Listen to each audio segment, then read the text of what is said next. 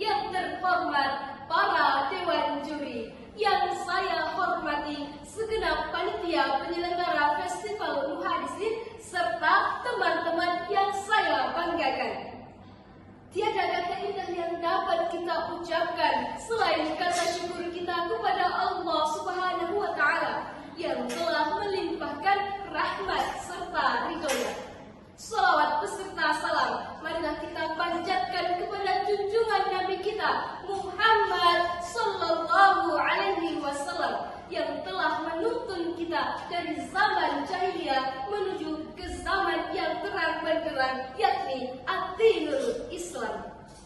Perkenankan saya, Kurniatun Hasanah, akan menyampaikan sebuah pidato dengan judul Keutamaan niat sebagai penentu amalan seseorang.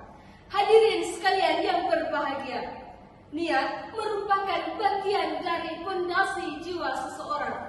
Apabila baik niatnya seseorang dan diiringi dengan rasa ikhlas, maka baik pula amalan yang dia kerjakan. Namun, jika seseorang meniatkan sesuatu dan tidak diiringi dengan rasa ikhlas, maka hanyalah kesia-siaan yang dia peroleh baik di dunia maupun di akhirat.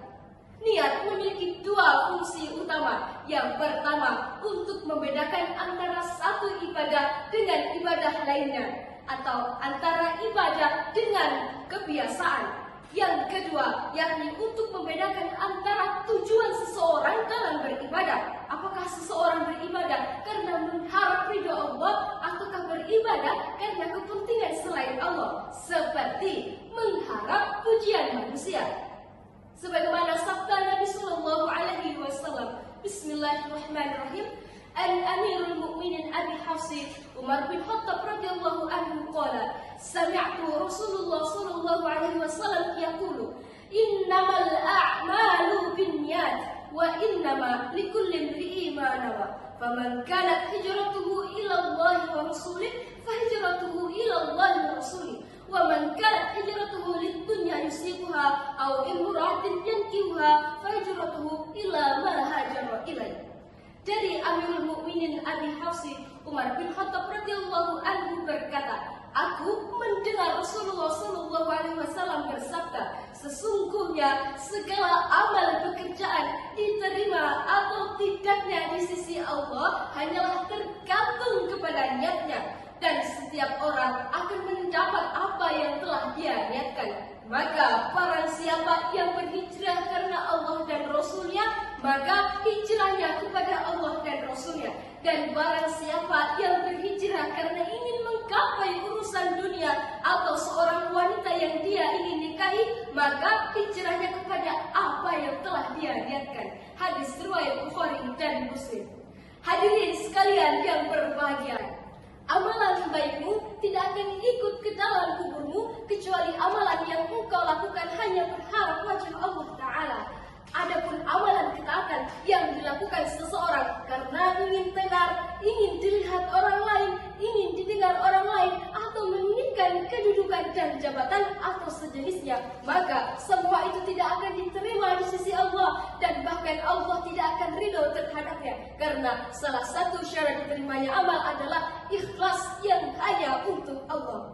Di antara contoh teladan dapat kita jumpai dalam perjalanan hidup Rasulullah Sallallahu Alaihi Wasallam. Seluruh kehidupan beliau adalah ikhlas yang hanya mengharap wajah Allah Azza wa Jalla. Kita mengambil satu pelajaran, yakni saat beliau hendak melaksanakan haji wada di Miqati Hulaifah, beliau berdoa, Allahumma hajjah la riya'a fiha wa la sam'ah. Ya Allah, hamba mohon haji yang tidak mengandung riya dan sam'ah. Yang demikianlah yang layak dicontoh oleh seorang muslim.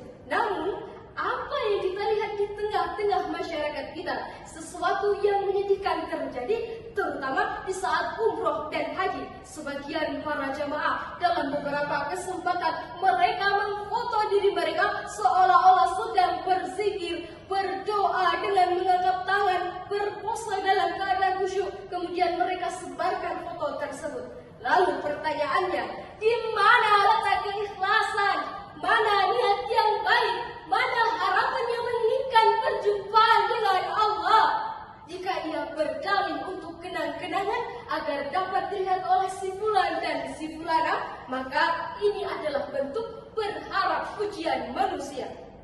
Hadirin sekalian yang berbahagia, melihat pentingnya niat dalam kehidupan sehari-hari, beberapa ulama berpendapat. Yang pertama dari Yahya bin Abi Katsir, beliau menuturkan, pelajarilah niat karena ia lebih sampai dahulu di sisi Allah daripada amalan. Yang kedua dari Mutharrif bin Abdullah mengatakan bahwa baiknya hati adalah baiknya amalan, dan baiknya amalan adalah dengan baiknya niat.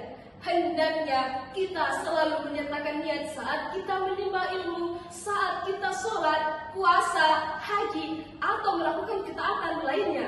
Karena dengan niatlah amalan akan menjadi baik dan perkataan akan menjadi benar. Demikianlah yang dapat saya sampaikan. Terima kasih. Jika ada sekarang sampah, jangan dibuang di pinggir kali. Jika ada kata saya yang salah, jangan dilaporkan ke Pak Polisi.